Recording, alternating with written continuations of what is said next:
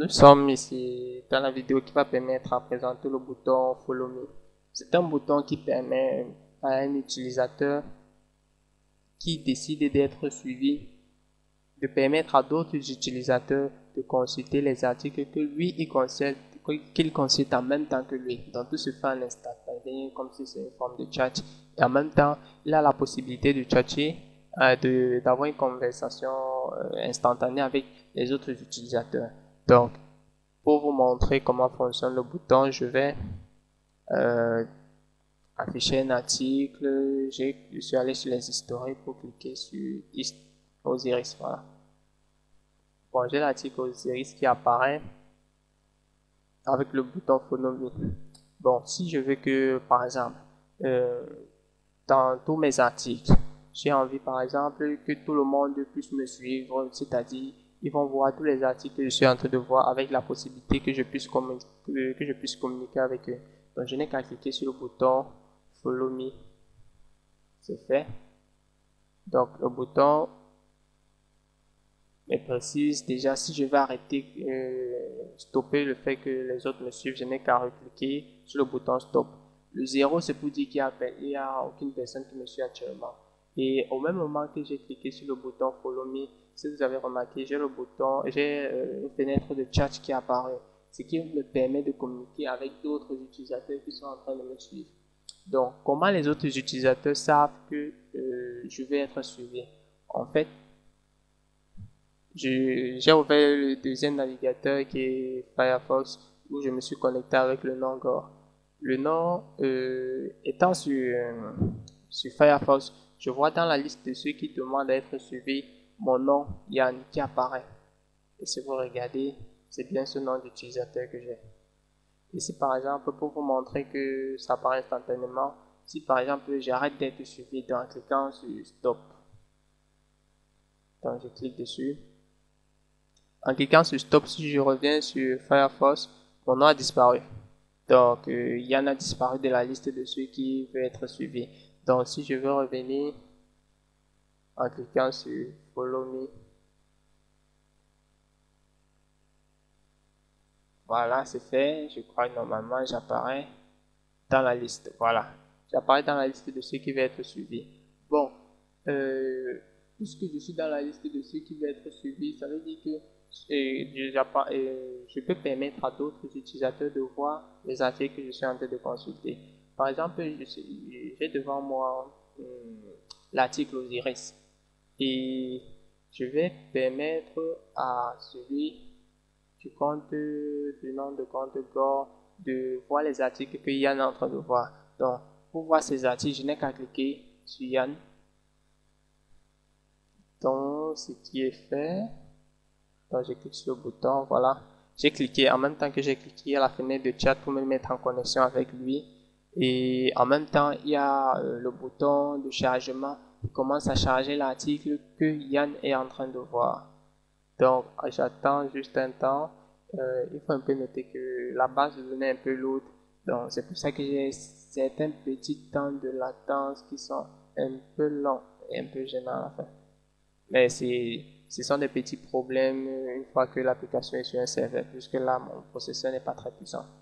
Donc, j'attends que l'article apparaisse. Voilà, j'ai l'article Osiris étant sur le compte, de nom de compte Gore. Et si je regarde bien, je suis Yann et bien sûr, je suis sur le nom, sur l'article Osiris. Si par exemple, je veux qu'il continue à me suivre, par exemple, je vais aller cliquer sur l'article Kenza. Bon, une fois que l'article Kenza s'affiche, je vais regarder si lui, celui de Firefox, s'il va charger l'article Kenza.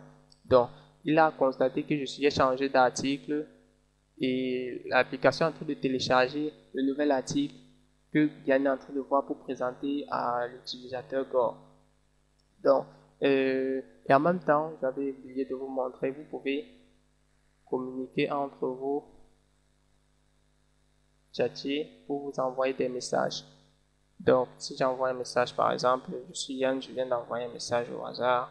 Et là, voilà Gore qui vient de recevoir le message. Et il peut répondre au message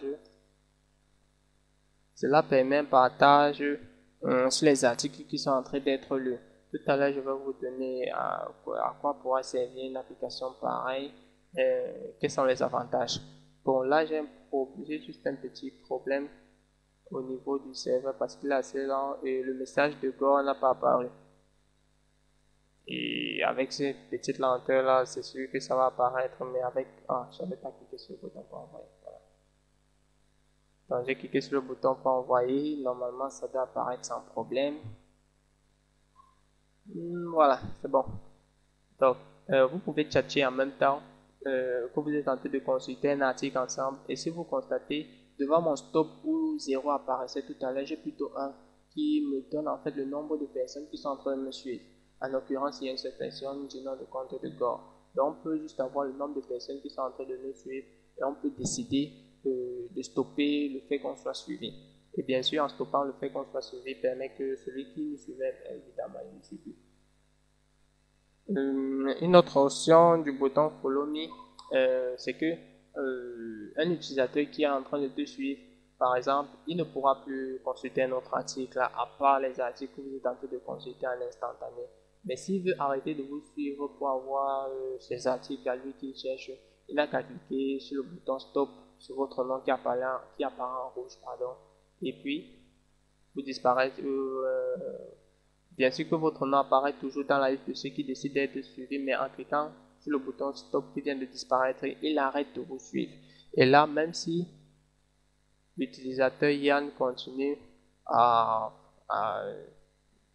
visiter d'autres articles, par exemple, je clique sur la liste des communes de l'autre. Voilà la liste des communes de l'autre, mais si on remarque qui apparaît au niveau de Yann, mais si on remarque au niveau de Gore, il n'y a plus rien, rien ne va se passer. Sauf que l'interface cale au niveau où le dernier article a été consulté pour Gore. Donc Gore, avec ça, il pourra, en stoppant, il pourra visiter d'autres articles s'il veut. L'avantage de cette application, c'est que ça permet, par exemple, pour une salle de cours, disons que nous sommes dans une séance de cours et que le professeur décide, par exemple, d'utiliser des articles qui sont au sein de l'application pour évoluer dans le cours. Donc, en se connectant et en créant un nom de compte, il permet à ses élèves ou étudiants de le suivre et en même temps qu'ils sont en train de suivre, ils sont capables de chatter, de discuter en même temps. Cette option peut prendre plusieurs personnes, sauf qu'une seule personne est suivie et si ça veut, ça peut être 1200, 300 personnes qui sont en train de suivre cette personne. Ils peuvent avoir une bonne expérience, c'est-à-dire ils peuvent chatter, ce qui fait que le poste de chat permet de recevoir plusieurs personnes et ces différentes personnes sont en train de voir les articles que la personne centrale est en train de consulter. Donc, c'était pour dire que c'est idéal, par exemple, quand on est en train de faire un cours et qu'on veut utiliser les articles, par exemple, de Wikipédia pour continuer à dispenser son cours, la personne centrale peut demander à d'autres personnes de suivre son nom et puis, en cliquant sur suivre le nom, ils sont capables de voir les articles qui sont en train de passer devant l'écran du moniteur en fait. L'une des options aussi qu'il y a dans le bouton, l'une des options, comment dire, avec ce moteur de recherche qui est ici là, on est capable aussi de chercher des personnes qu'on décidait qu'on aimerait suivre au cas où ils ont dit qu'ils voudraient qu'on les suive. Donc par exemple, si je laisse par exemple Yann est resté dans la liste de ceux qui décidaient d'être suivis.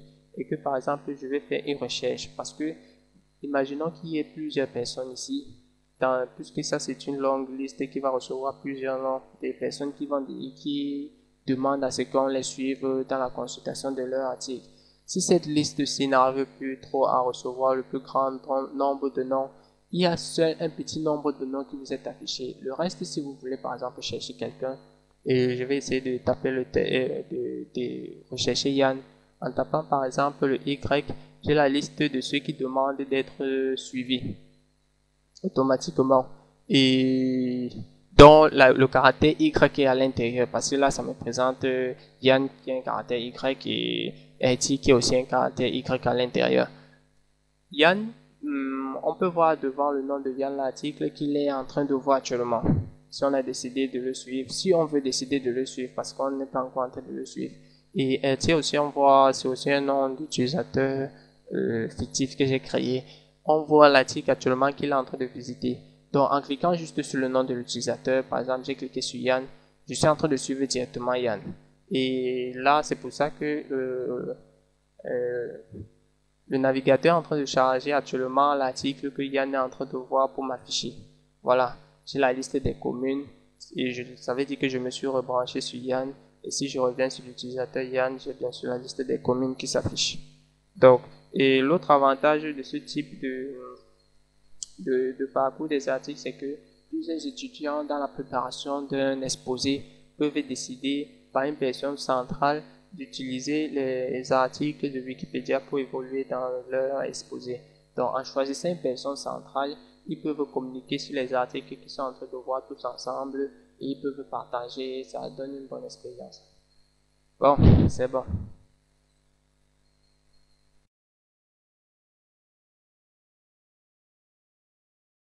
Nous sommes toujours sur la vidéo qui consiste l'option Follow Me et je fais une deuxième partie de cette vidéo parce que j'ai oublié une petite précision qui pourrait être utile.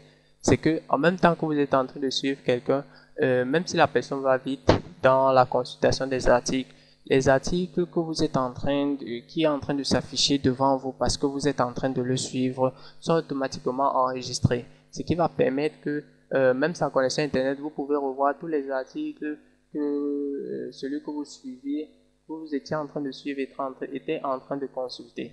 Donc c'est un avantage pour ceux qui, par exemple, n'ont pas compris un concept sur quelque chose qu'on était en train de développer et que ça allait très vite. L'application est en train d'enregistrer pour garder tout dans l'historique.